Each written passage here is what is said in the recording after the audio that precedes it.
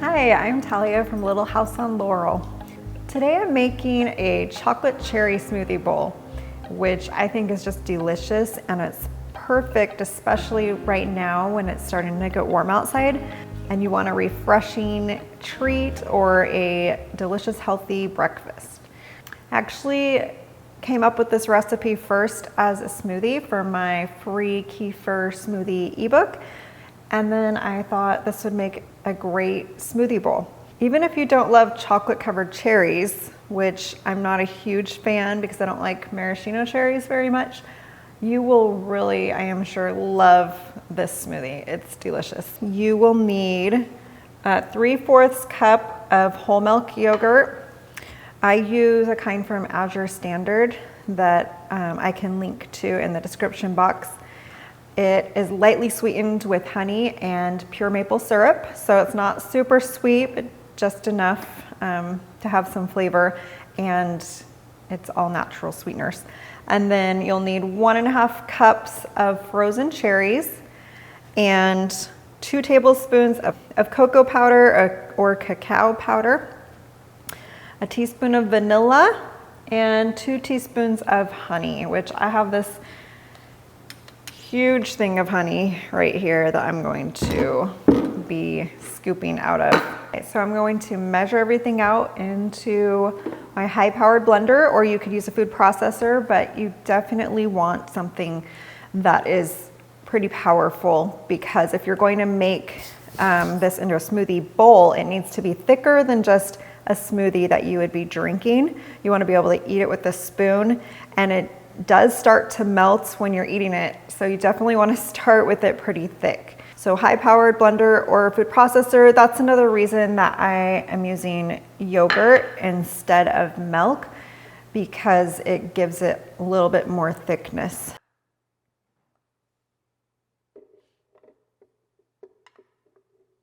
You want to add in the yogurt, cocoa powder, vanilla, and honey before you add in the cherries, and you want to mix it up before you mix in the cherries. And this is because if you add the cherries, which are really cold because they're frozen, right, with the honey, before the honey's mixed in with everything else, it will start to solidify the honey, and you won't be able to get it mixed in. It will just be all clumpy. You'll have parts that aren't very sweet, and you'll have clumps of honey that are very sweet. All right, so I've added the yogurt, the 2 tablespoons cocoa powder, 2 teaspoons of honey. I'm gonna add in a teaspoon of vanilla. Mix that together.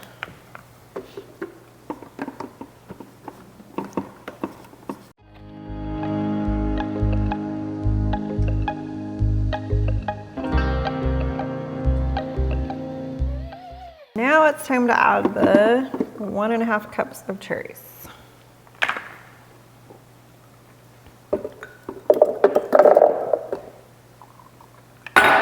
So I'm doing this on the smoothie setting. If you're having issues with the thickness, you can also try the ice cream or frozen yogurt setting.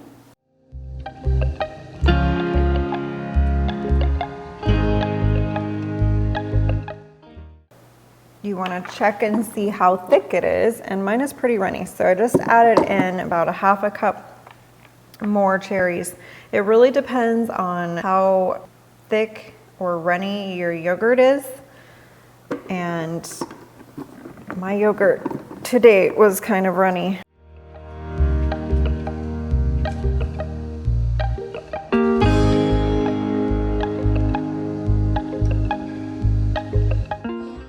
That is looking thick enough for a bowl.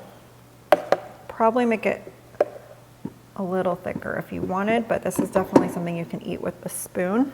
I'm going to pour this into a bowl.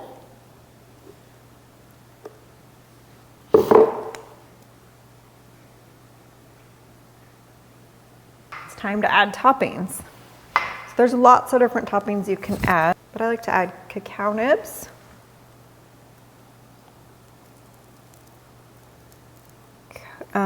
unsweetened toasted coconut,